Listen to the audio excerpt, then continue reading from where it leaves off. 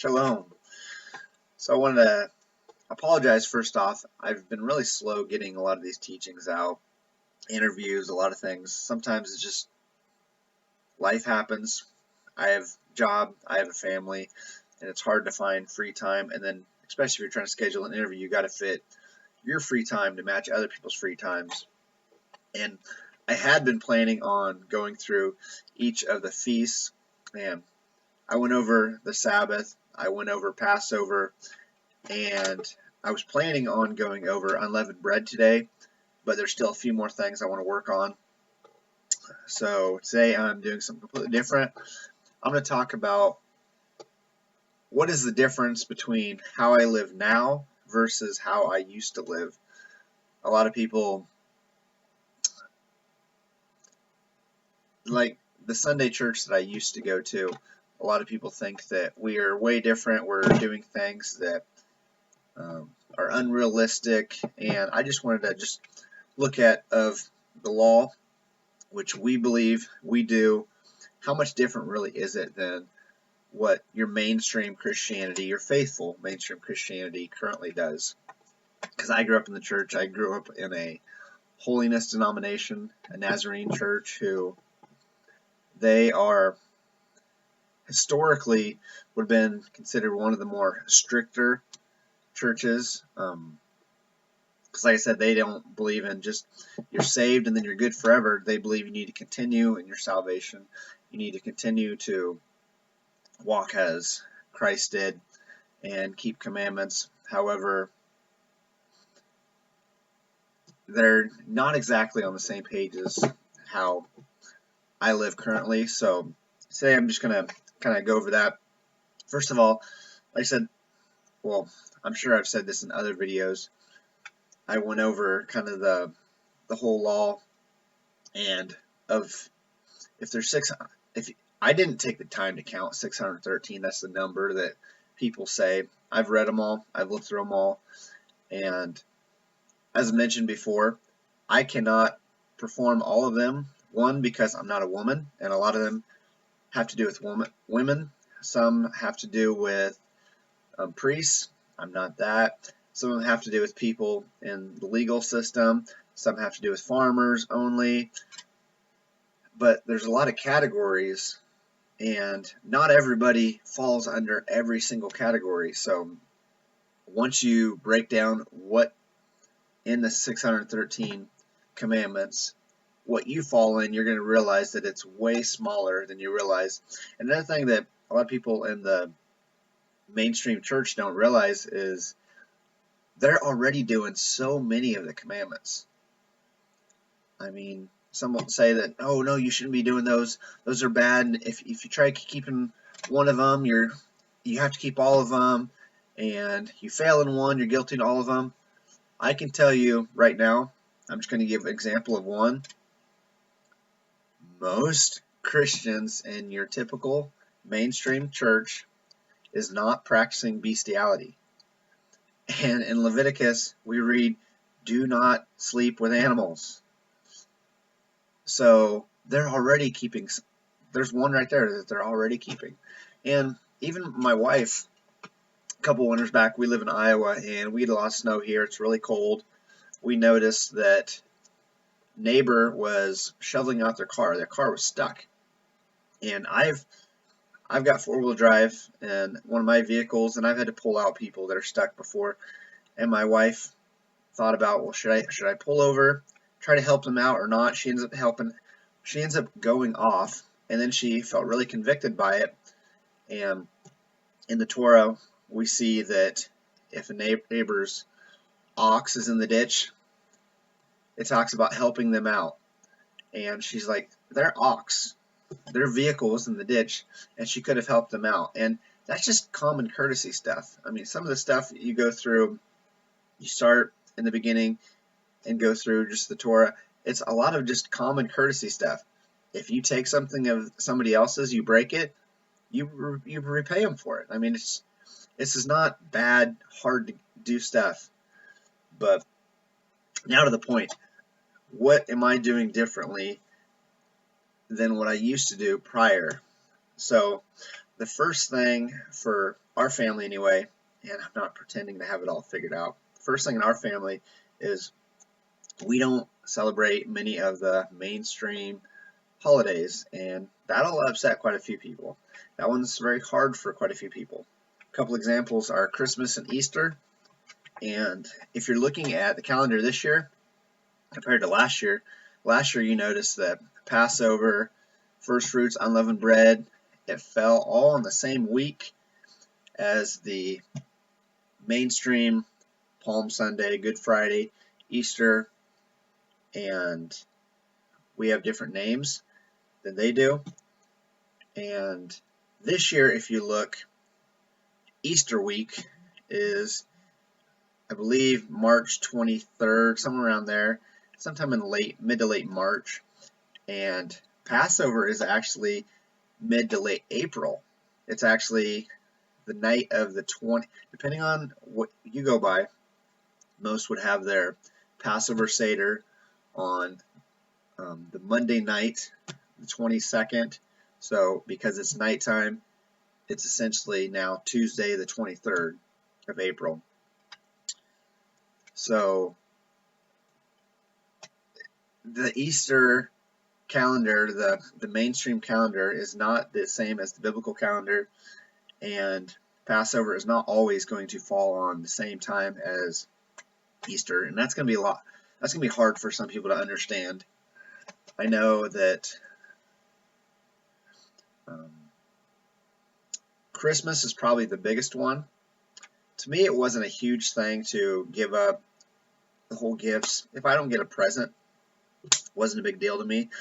I know, talking to my wife, I felt really bad in the beginning because people would give us presents, and I felt like I need to be nice and do something for them.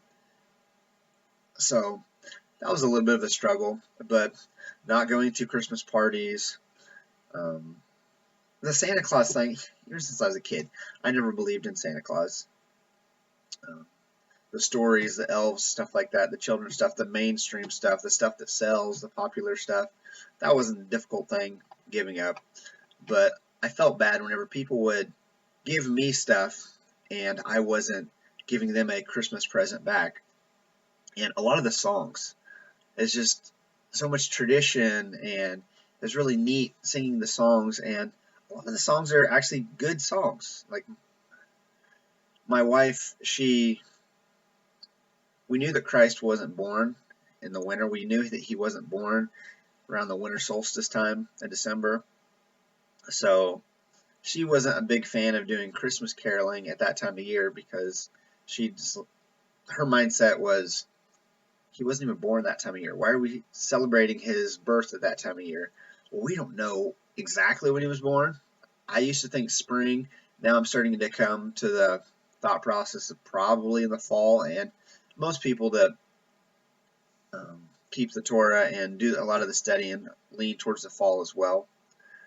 So I told her, I'm like, well, why don't we do some nativity songs or whatever around Sukkot or around Feast of Trumpets or in the fall? And I don't care, me personally, what time of year you do that, if you choose to do that at all. But Christmas is a little bit hard for people to give up, and it's very hard for the world to understand. I hate it at work when people are going to tell me and ask me, they say, what did you get your daughter for Christmas? What'd your daughter ask for Christmas? Or we're going somewhere with our family, and somebody says to my daughter, what did you ask for Christmas? And some of her responses are actually pretty funny. I won't share them on here, but it can be very, very difficult for the world to understand. I gave it up. It wasn't a huge deal to me. There's some stuff, like I said, it was a little bit hard, but it's harder for family, extended family, to understand, the world to understand. But that's just one of the things, that we're not here to please the world. We're here to please the Father. So the next thing, and yeah, we're giving up a couple holidays, but we're gaining several holidays, and I'll get into that one. But the next big thing is eating clean. I remember I used to go to a place as a kid called the Catfish Place, and I don't eat catfish now. walleye tastes better if you ask me, or crappie or pollock, flounder. I think the clean fish actually tastes better than the catfish. And there's several things that we're commanded don't eat. Just because it's an animal does not make it food. People will look in scripture and say, he declared all foods clean. They'll see that in parentheses or anything like that. But you got to remember, not all animals are food. Just because he declared all food clean, he didn't declare all animals clean. He told us in the beginning what was clean animals, what was not clean animals. Noah took 7 of every clean animals on the ark, 2 of every unclean. He didn't come right off the ark and say, now you can eat all of them. No, the food, the animals, the clean ones, those are the ones that you were to eat. The unclean ones, they serve purposes. I mean, pigs make great garbage disposals. My wife and daughter are currently in the process of reading Corrie ten Boom's The Hiding Place. And I know sometimes we think about, why did God create these animals or insects or things if we can't eat them? Like, what's the point of that? And I'm sure I'm going to butcher this completely. If somebody else has read the book The Hiding Place by Corrie ten Boom, you can correct me on it in the comments. But there was a part where Corrie and her sister Betsy, I believe, were in the prison, and there was all kinds of fleas in there. And they were talking about things they were thankful for, and she's like, I'm not thankful for the fleas. I don't want to thank God for the fleas. And come to find out later on that some of the prisoners, well, not the prisoners, the guards weren't coming in there and being extremely rude to them as much because they didn't want to be in there because of the fleas. So actually the fleas were helping them, protecting them from the guards in some ways. So, hey, yeah, maybe the fleas may be frustrating and you don't like them and you don't understand them, but thank God for the fleas because there's a purpose for them. We don't all like it, we don't all know it, but there's purposes for them. So, first thing, like I said, I don't celebrate Christmas, Easter, definitely don't celebrate Halloween. I don't think I need to get into that. Maybe I can do some individual teaching on the roots of Halloween, Christmas, Easter. Not on this one, but I don't do those. I eat clean. Next thing is I keep Shabbat. And I already did a video on Shabbat, what that is and what that entails. But if you want to go to church on Sunday, you're more than welcome to, unless the Father tells you don't. If he says, get out of her, my people, then get out of her. All right? But I keep Shabbat, and I fellowship on Saturdays. I rest on Saturdays. I don't buy or sell, and I try not to make others buy or sell on that day as well. So that includes getting gas. I mean, that's buying, selling. So I try not to do traveling on Saturday. Not traveling to the point where I'm going to need to stop at a gas station or something like that. So that's the third one. Another one, I keep the feasts, the holy days that he's prescribed. And there's 7 that are specifically mentioned. You have Passover, you have unleavened bread, you have first fruits, you have Pentecost, you have Feast of Trumpets, you have Day of Atonement, and Feast of Tabernacles. Now, they have Hebrew names as well. Some of them may know of Pentecost as Shavuot, Passover is Pesach, Feast of Trumpets is Yom Teruah, Feast of Tabernacles is Sukkot, Day of Atonement, Yom Kippur. I mean, they've got their Hebrew names as well. I don't care if you want to say it in Hebrew or English. I'm not in charge of that, and I don't see in the Bible where it says that you have to say that name specifically. But I keep the feast. This can be hard for some people with their work schedules, as some of these days will fall during the week, and not all, but some of them say to do no work on that day. Say, for instance, the first day of unleavened bread, the last one, do no work. First of Sukkot, last one, do no work. And with your job, that can be very difficult. And some of them, you already get Christmas off. You already may get the Easter Monday off. but it's hard for you to get some of these holy days off because some of them fall during the week, during your work week. So you need to make that decision on, are you going to use your vacation during that time, or are you going to look for a job where you can be a little bit more flexible on these days. I'm not going to tell you directly what you have to do. Pray about it. Um, Seek the Father. Try to find out what's going to work best. But I'm going to do my best. And I know it's going to upset your boss sometimes. It's going to upset coworkers sometimes. But I am trying my best not to work when he says don't work. So, but keeping these feasts, I mean, Passover, you can have a lot of fun with this. Shavuot, Sukkot most people love that one because there's a lot of camping. Now in Iowa, depending on when Sukkot falls, is it early October, late October? Is it going to be a cold fall, winter, or a nicer one? This past Sukkot was actually not bad. It rained just a teeny bit one day, but it wasn't super cold. There's a few times at night where it got a little bit cold, but for the most part, it wasn't that bad at all. So great weather. This upcoming one, I have no idea. It's actually a little bit later than it was the previous year. So who knows? It could be colder this year. I don't know. I hope not, because it's kind of a bummer whenever you're out camping in the cold. And it kind of reminds me of Matthew 24 when he says, pray that your flight not be in the winter. Because in the winter, it's a lot harder. Talk to a farmer who has to do their chores in the winter. It's just a lot harder. But he's not going to give you anything that you can't handle. He's going to protect you. And if you're willing to be obedient to him, then he's going to be willing and he's going to be able to bless you as well. The next one is I wear tzitzits. I already did a video on these.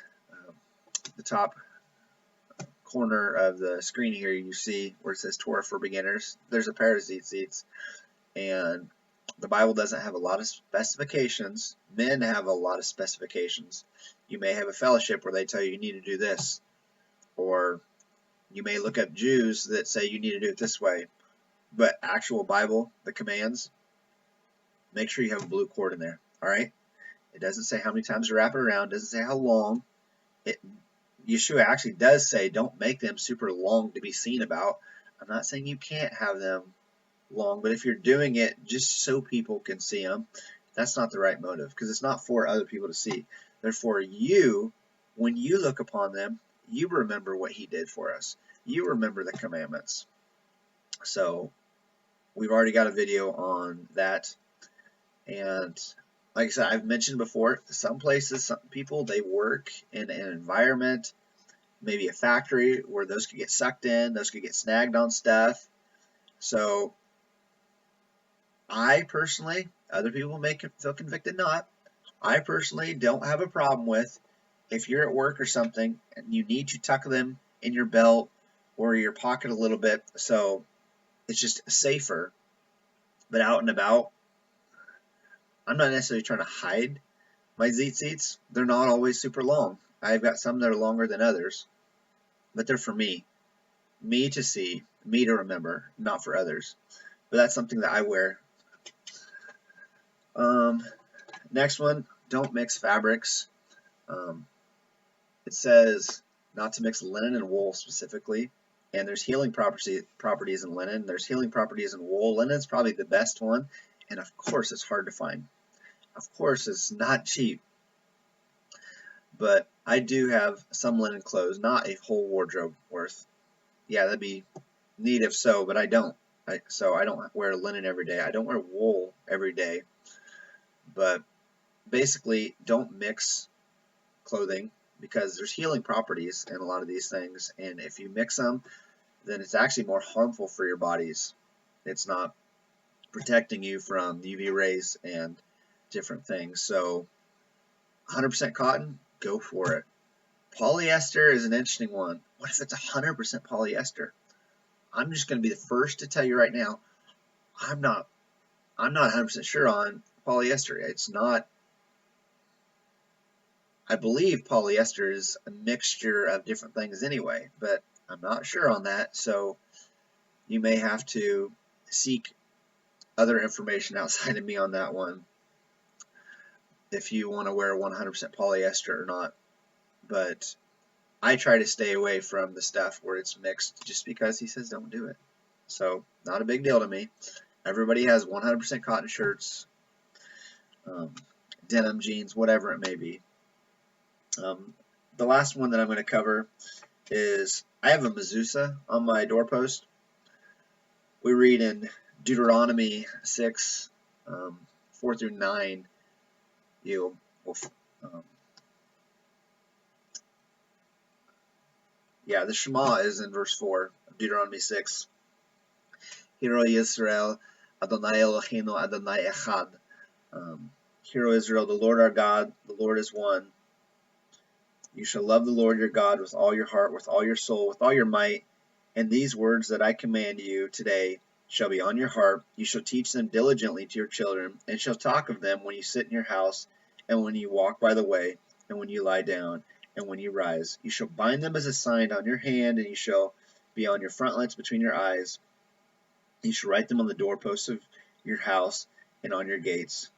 So, teaching them right here, they're in our mind right here, they're on our actions, but it says to write them on our doorposts of our house. So I've got a little gold mezuzah thing with a scroll in it that has this passage, and it is hanging up on the outside of my doorpost. Actually, my dad, who does not believe the same way I do on this matter, he's a Christian. He goes to a Nazarene church, same one that I grew up going to, but he saw it, he said, what is that, a fancy doorbell or something like that? No, it's not, but it gave me opportunity to explain to him what that is, where that comes from in the Bible.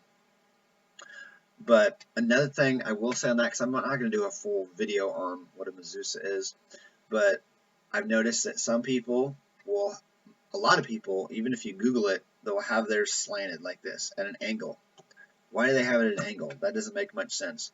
I did some research, and what I found was there was a couple rabbis that disagreed. Imagine that, a couple Jewish rabbis disagreed. Some said you need to have it this way. You read and go down. And then another one said, no, you have it this way because you read this way. So they were disagreeing, and they decided they're going to compromise and do it this way. It does not say to put them cockeyed or angled on your doorposts. It just says to put them on your doorposts. So whether you got it up this way, this way, this way, upside down, or you got 4 or 5 of them in all different directions, whatever, it says put them on your doorposts. So I've actually got mine up straight just because to me it just looks nicer, and it's not specific on how exactly to do that. So those are the main things that I do different now than I used to. When you start going through the law and comparing yourself, which we need to be comparing himself to his law, to him, not to other Christians or professing Christians at least. I completely understand that depending on what denomination, if it's a Reformed denomination, a Catholic denomination, if it is a holiness denomination, you're going to have people acting a little bit differently. And I know specifically in the holiness church that I grew up in, not everybody lived the same way, even though they were going to the same church. Not everybody believed the same way, even though they were going to the same church. So you're going to find some people that are going to try their best to do what is good, what is right, keep all the 10 Commandments. Some don't even do that. Some of them do a lot of the Torah and don't even realize it. So, yes, there are some things in the Torah that others do not do, but these are the ones that I went over here are the main things that I found that I do different now than I used to do. So, if you have any questions, post a comment, like, share, subscribe. I think we're close to 50 subscribers. Obviously, this is a small YouTube channel, so I don't have a lot of subscribers, but it's not about having a lot of subscribers. I'm just trying to get the word out, and I know that with more subscribers, then I'm going to pop up in searches more, and more people will see this, and my goal is to answer the questions that people have. So ask questions. Please ask questions, and I will try to do my best to tell you, find out, or do some study to find out. And I'm going to continue to bring on people that have been at this longer than me and ask questions that all of us have, and we can edify each other. Iron sharpens iron, and we can all learn from this. So I've actually reached out to several people, and I've actually have gotten several people say yes, they'll be willing to do interviews on here. Now it's just a matter of getting all of our times to coordinate together. So thank you for watching this. Like, subscribe, tell people about my channel. Please ask questions. Please keep it less argumentative in the chat box. There's several controversial things, and I try to stay away from a lot of the controversial things unless I believe it's really pertinent, really important. But thank you for watching. Have a great rest of your day.